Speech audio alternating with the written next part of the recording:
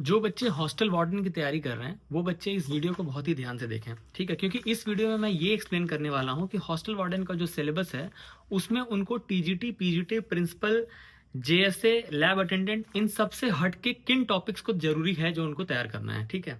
तो आज offline class में क्या हुआ कि कुछ बच्चे आए हमारे पास जिन्होंने कहा कि सर सिर्फ 15 से 20 दिन बचे हुए हैं, क्या ये दिन सफिशिएंट है एग्जाम निकालने के लिए। मैंने उनको ये कहा कि ये दिन मोर देन एनफ है, ठीक है, लेकिन कुछ बातों का ध्यान रखना होगा। सबसे नंबर वन, आप जितने भी घंटे अब तक पढ़ते आए थे आपको उसको बढ़ाना है। कम से कम मिनिमम 8 से 10 घंटे आपको पढ़ाई करनी है। अगर आप पहले से 8-10 घंटे पढ़ रहे थे तो आप 12 से 13 घंटे पढ़िए, बट नंबर को, आवर्स को बढ़ाइए अपने दिन के पढ़ने के। ओके, मेरे हाथ में हॉस्टल वार्डन का पेपर है, ठीक है। इस पेपर को देख के, इसको समझ के मैं आपको जो बातें बताने वाला हूं उसको बहुत ही आपको ध्यान रखना है, बहुत ही ज्यादा ध्यान रखना है, ठीक है। तो सबसे पहले मैं बात करूंगा जीएस के सेक्शन की, ठीक है, कि जीएस के सेक्शन में ऐसा क्या है जो हॉस्टल वार्डन के बच्चों को अलग पढ़ना है। तो ध्यान दीजिए, कुछ ऐसे टॉपिक्स हैं जिनसे सवाल आने की बहुत ज्यादा हाई चांसेस है हॉस्टल वार्डन के पेपर में। वो उन टॉपिक से हो सकता है कि टीजीटी पीजीटी में सवाल बिल्कुल भी ना आए, लेकिन हॉस्टल वार्डन में आने के सवाल चांसेस बहुत ज्यादा हाई हैं। उन टॉपिक्स को मैं बताने जा रहा हूं, ठीक है। तो आप नोट करिए। सबसे पहली चीज है juvenile justice act 2015, POCSO act 2012, child labour act, ठीक है, चाइल्ड लेबर एक्ट जो कि बहुत ही वेल नोन है, सबने सुना है, ठीक है। इसके बाद prohibition of child marriage act 2006 और right of education to free and compulsory education act 2009, ठीक है। तो ये कुछ ऐसे एक्ट हैं जिससे हॉस्टल वार्डन के पेपर में क्वेश्चन आने के चांसेस बहुत ज्यादा हाई हैं।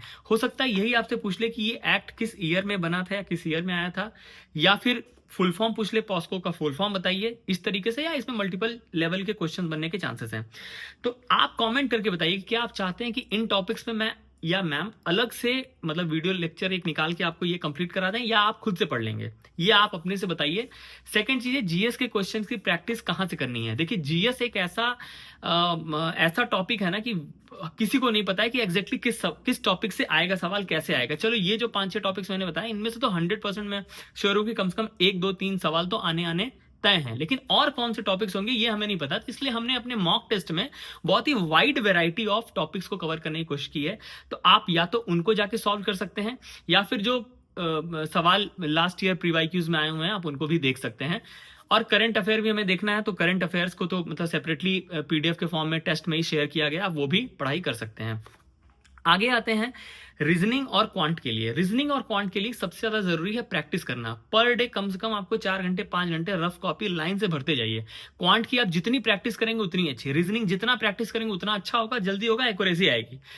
ये ध्यान रखिएगा कि रीजनिंग और क्वांट में जो सबसे ज्यादा बड़ा प्रॉब्लम होता है बच्चों के लिए वो होता है सिली मिस्टेक्स, ठीक है। अचानक से ध्यान नहीं आता, 2 - 2 करना है हमने प्लस कर दिया, 2 × डिवाइड बाई 2 करना है भूल गए, लास्ट का कोई एक स्टेप था सॉल्व करना भूल गए। रीजनिंग में कोई और हमको सॉल्व करना था किसी और मेथड से, बट हमने सॉल्व किसी और तरीके से कर दिया, और जो गलत तरीका होगा ना उससे भी एक आंसर लिस्टेड होगा। तो ये सब सिली मिस्टेक्स को अवॉइड करना है। इसके लिए हर क्वेश्चन को एनालाइज करना जरूरी है। अगर आपने क्वेश्चन को गलत तरीके से सॉल्व किया है तो उसकी एनालिसिस देखनी बहुत जरूरी है। तो प्रैक्टिस करनी है और उसकी एनालिसिस करनी है प्रॉपरली, ठीक है। तो आपके 3 पोर्शंस हो गए, जीएस, रीजनिंग और क्वांट हो गया।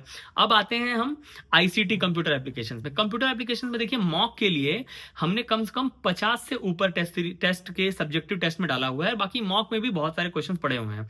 तो अगर आप वो कंप्लीटली सॉल्व कर लेते हैं तो मेरा मानना है कि आपका आईसीटी फुल्ली क्लियर है। बट फिर भी आप अगर एडिशनल और कुछ करना चाहते हैं तो आप पीवाईक्यूज उठा सकते हैं वेरियस एग्जाम्स के, जिन भी एग्जाम्स में कंप्यूटर का से रिलेटेड सिलेबस से एग्जाम्स क्वेश्चंस पूछे गए हैं।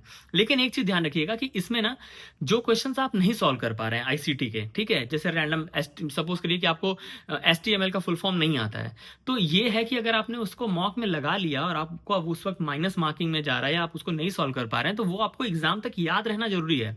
तो इसलिए आपकी बहुत डीप एनालिसिस की जरूरत है किस चीज में, जो क्वेश्चंस आप सॉल्व नहीं कर पा रहे हैं उनमें, ठीक है। तो मॉक दीजिए, बट मॉक देने के बाद जो क्वेश्चंस आप नहीं सॉल्व कर रहे हैं उनको भी कहीं लिख के रखिए, नोट डाउन कर रखिए, ताकि वो क्वेश्चंस के आंसर्स आपको एग्जाम तक याद रहें, ठीक है। तो आपका आईसीटी हो गया।